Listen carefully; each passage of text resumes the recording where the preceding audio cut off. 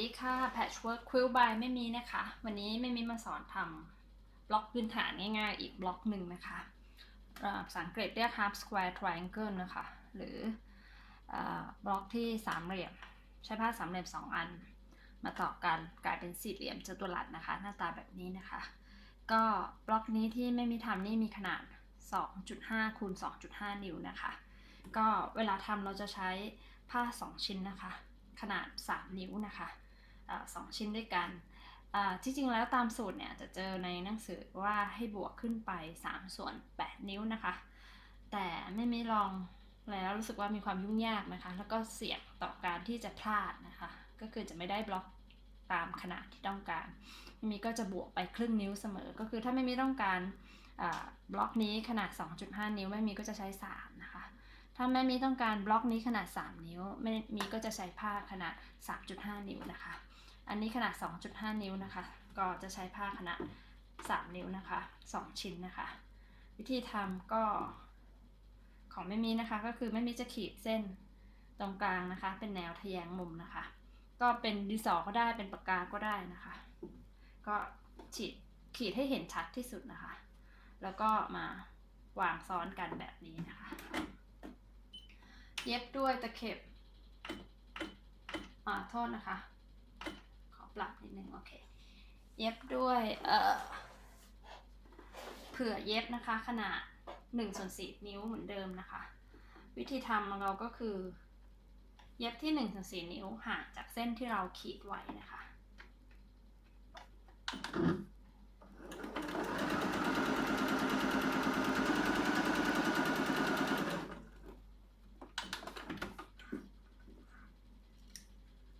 ก็จะออกมาแบบนี้นะคะ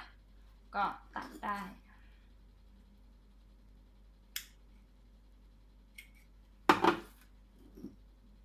แล้วก็เย็บอีกด้านหนึ่งนะคะ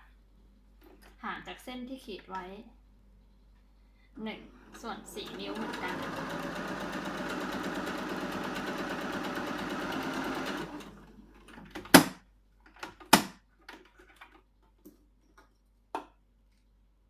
ก็ออกมาหน้าตาแบบนี้นะคะ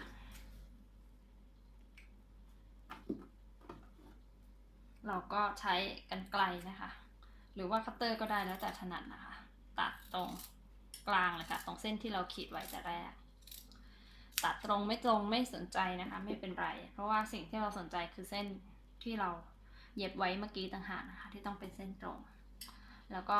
คลี่ออกมานะคะแล้วก็เอาไปรีดให้เรียบนะคะนั่นเองแบบนะคะ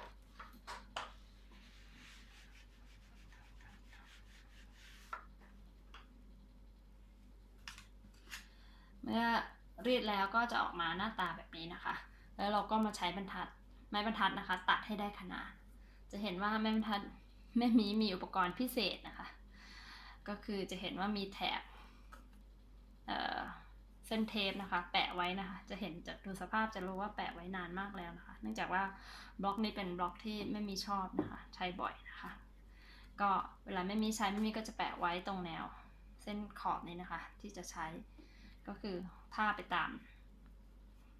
แนวที่เราเย็บเมื่อกี้นะคะมันก็จะล็อกเข้ากันพอดีแล้วเราก็ตัดตามขนาดที่เราต้องการอันนี้แม่มีก็จะตัดให้ได้ขนาด 2.5 นะคะค่ะเมื่อตัดออกมาเสร็จเรียบร้อยแล้วก็จะได้บล็อกหน้าตาแบบนี้นะคะhalf square triangle นี่สามารถทำได้หลายอย่างนะคะเอาไปประกอบเป็นชิ้นงานได้ก็อันนี้เป็นตัวอย่างที่ไม่มีทำไว้นะคะก็เป็นซิกแซกนะคะแม่มีจะสอนวิธีการต่อบล็อกนะคะที่หน้าตาคล้ายๆกับหัวลูกศรแบบนี้นะคะให้ดูนะคะก็จะใช้บล็อกที่เป็นสามเหลี่ยม2 อันต่อกันจะเป็นสี่เหลี่ยมจัตุรัสแบบนี้นะคะด้วยกัน4 บล็อกนะคะก็เราจะต่อแบบนี้แล้วก็ต่อชิ้นบนนะคะ2 ชิ้นบนแบบนี้นะคะก็จะได้ออกมาหน้าตาเป็นบล็อกแบบนี้นะคะก็เวลาที่เรารีดล้มตะเข็บนะคะให้รีดทับไปด้านใดด้านหนึ่งนะคะเมื่อเวลามาประกบกันนะคะ ตะเข็บจะล้มกันไปคนละด้านนะคะก็จะทำให้มันล็อกเข้าหากันพอดีจะทำให้เย็บได้ง่ายนะคะแล้วก็มุมจะคมแล้วก็สวยนะคะ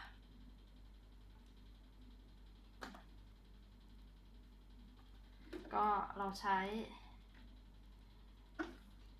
แนวเย็บ1/4 นิ้วเหมือนเดิมนะคะ1/4 นิ้วสำคัญ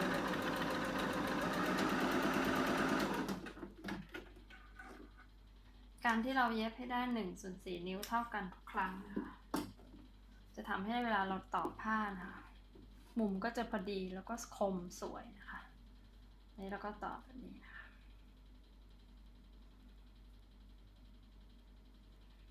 เนื่องจากแนวนี้ไม่มีล้มตะเข็บไปด้านผ้าสีเข้มทั้ง2 อันนะคะพอเอาผ้าสีเข้มมาชนกันมันจะไม่ลงล็อกไม่มีก็จะใช้นิ้วนะย้อนทางนะคะก็จะบีบให้มันลงล็อกพอดีนะคะเดี๋ยวเราไปรีดที่เรียบอีกทีหลังที่เย็บเสร็จอยู่แล้วค่ะ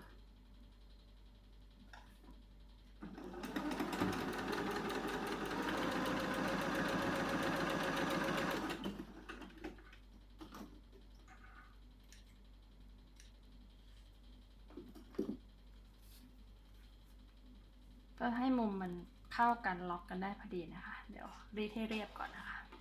โอเควิธีรีดก็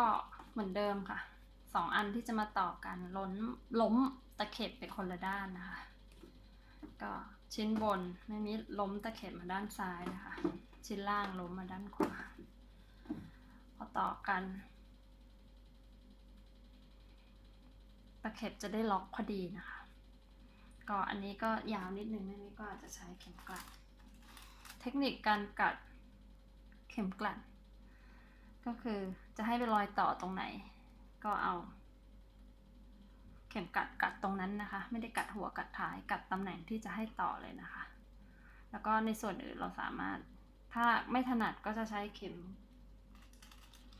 บุดมากัดหัวท้ายก็ได้นะคะแต่ปกติไม่มีจะกัดแค่ตำแหน่งที่ต้องการให้มันมาต่อกันเท่านั้นนะคะ